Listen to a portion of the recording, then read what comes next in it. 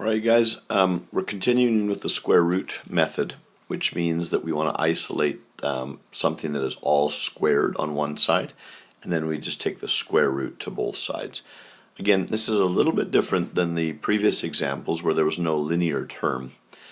The reason this method works in this next case is that it's been completed the square form. So what that means is it's a perfect square. It's a binomial all squared. You'll see what I mean in a minute, but it's a little different, but the physical steps are identical, and it's a very powerful way to solve what looks to be a fairly complex problem. Let's take a look at a few examples. Let's look at this example here. So it certainly looks different from what we're used to, but I want to show you basically it proceeds the same. Here is what our function is, so we want to know what's our function doing at 0. Here is our function. Now hopefully you recognize this guy. This is 5 to the right and 1 down. So we have a parabola that's shifted 5 right and 1 down. And what we're going to do is solve, and you can see that what we would do would be to add 1 to both sides. Now in this moment things look a little different than what we've done, but notice that on the right side over here everything is being squared. The entire thing is being squared. So therefore, we can take the square root of both sides, remembering that you get a plus or minus over here. Now the plus or minus of the square root of 1 is 1. And when you take the square root of something that's being squared, as in this case, as you can see right here, squaring and square rooting, they basically cancel each other off, leaving me what's inside the brackets. And if I move the 5 over, I get a very cool thing. I get 5 plus or minus 1 equals x. Now this might be the first time that you've seen this kind of situation, but basically it just means to take 5 and add 1. Oh, that's 6. And to take 5 and subtract 1. Oh, that's 4. There are your two answers. Now let me make a little sense of this in terms of maybe a graph for a minute. Let me bring this graph into play. So we said we were at 5 and negative 1, so let's draw in our axis of symmetry. Here we are at 5 and negative 1.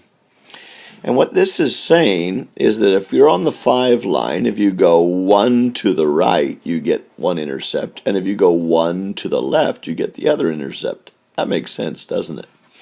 Do you see how the answer of 5 plus or minus 1, this is your axis of symmetry right here, this beautiful axis of symmetry, and then it says add 1 to get that answer and add 1 to get that answer. Let's look at another one here. Let's look at another example. Let me make this a little bit bigger. This time we're solving for when the function equals 1. So I say 1 equals negative 1x plus 2 all squared plus 7. And normally what we do is we'd move our 7 over to the other side. So I get negative 6 equals negative 1x plus 2 all squared.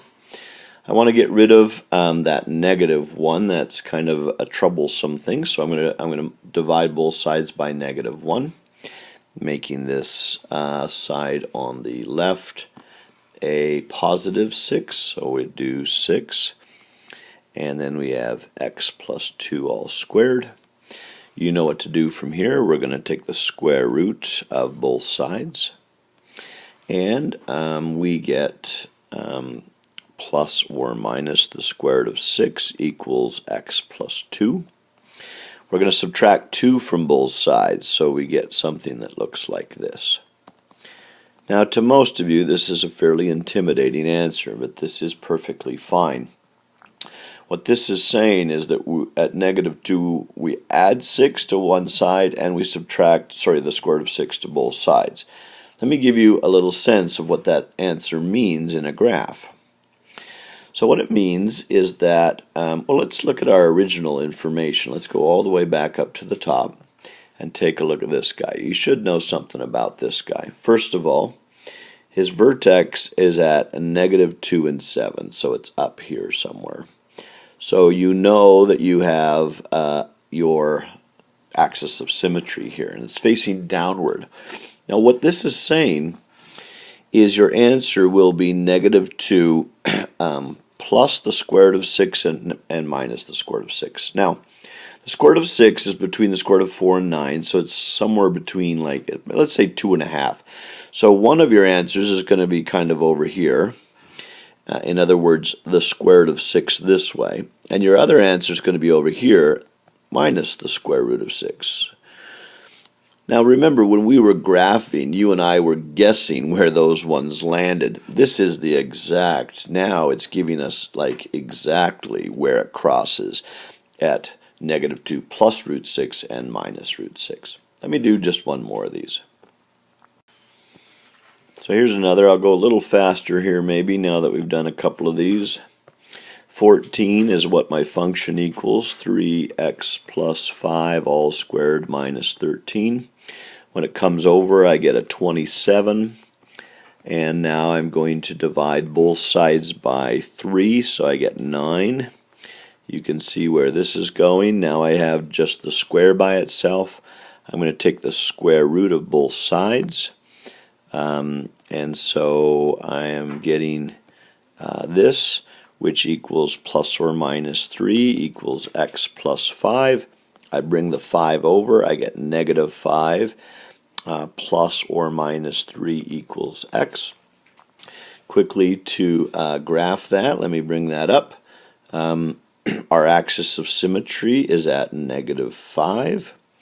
And so here we are at negative 5. Our vertex is all the way down here at minus 13 somewhere. And it's an expanded graph. And what it's telling us is that it's negative 5 plus 3, so that would be a negative 2. And it's a negative 5 minus 3, that would be a negative 8. So it's going to go through here at negative 2 and here at negative 8 would be our two answers. It's a nice little setup, and I think if you follow the pattern, you'll find this to be pretty straightforward.